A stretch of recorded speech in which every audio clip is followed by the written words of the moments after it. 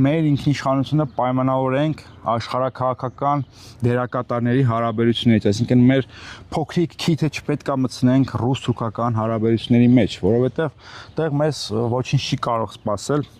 աղետից բացի։ Ուզում եմ նաև ընդգծել, որ այս վերջերս հանրային հեռուստաընկերության եթերով հայ-թուրքական սահմանի հետ կապված շատ մտահոգիչ հայտարարություններ եղան, խոսքը հարգարժան Արման Թաթոյանի մասին է։ Պետրոս Ղազարյանը հարց տվեց Կարսի պայմանագրի մասին, գիտենք, որ Արման Թաթոյանի ցուցակում կան մարդիկ, ովքեր վիճարկում են Կարսի պայմանագրի լեգիտիմությունը եւ ուզում են վերանայել եւ Արման Թաթոյանը խոսափելով եւ նահանջելով այդ հարցից ասաց, մենք քննարկենք։ Այդ քննարկելը իմ մոտ շատ մտահոգություն առաջացրեց, որովհետեւ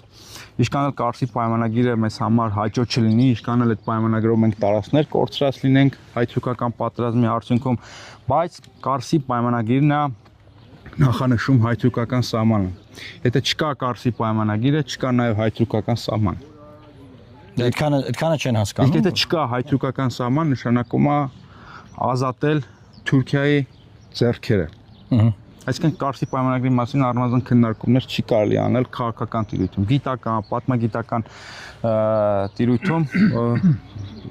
կարելի է։ Մեր պատմության մեջ, պարոն Մարուկյան, կա երկու փաստաթուղթ, որոնք շատ կարևոր են, բայց հայ ժողովուրդը մտավոր շրջանակները ատում են։ Մեկը նոյեմբերի 9-ն էր, որը Արցախին, հայկական Արցախին երկրորդ շանս պետք է տար ապրելու։ Չգիտես ինչի բոլորը ատեցին այդ փաստաթուղթը, ներկայացնելով որպես կապիտուլյացիա եւ այլն, քաղաքական դերակատարները, ինչպես իշխանությունը, այնպես էլ ընդդիմությունը սկսեցին պայքարել դրա դեմ։ Մյուսը Կարսի պայմանագիրն է, որը էլի ցավալի է, մերժելի է ինչ-որ առումով, մենք շատ տխրությամբ ենք հիշում, բայց կանխորոշում է այս երկրի սահմանները։ Չկա Կարսի պայմանագիր, չկա հայ-թուրքական սահման եւ կա Թուրքիայի էքսպանսիա դեպի արևելք։ Ինչևից է, նորից եմ կրկնում, հայ-թուրքական սահմանի նշանակությունը պետք չի գերագնահատել եւ պետք չի Հայաստանի գոյությունը պայմանավորել այս սահմանի բացումով կամ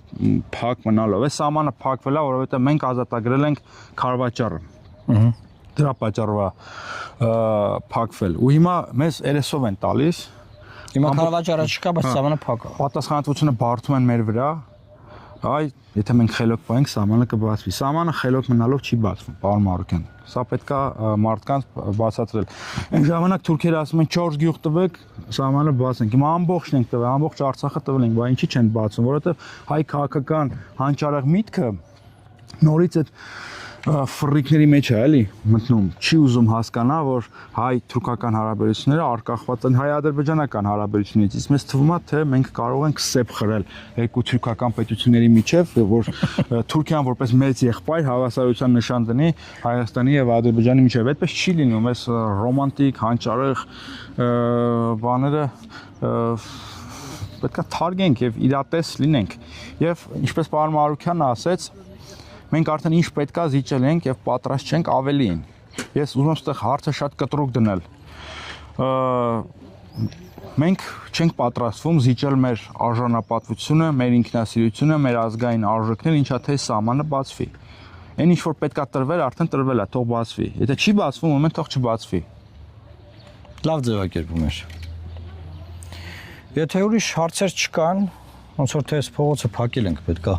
ազատենք, որ մարդիկ տեղաշարժվեն։ Այսքաններ խնդրում եմ արձագանքեք հայ-թուրքական սահմանի բացման վերաբերյալ ձեր կարծիքներով, նաև տնտեսական մտահոգություններով, առավելություններով, տարբեր փորձագետներ տարբեր կարծիքներ են ասում։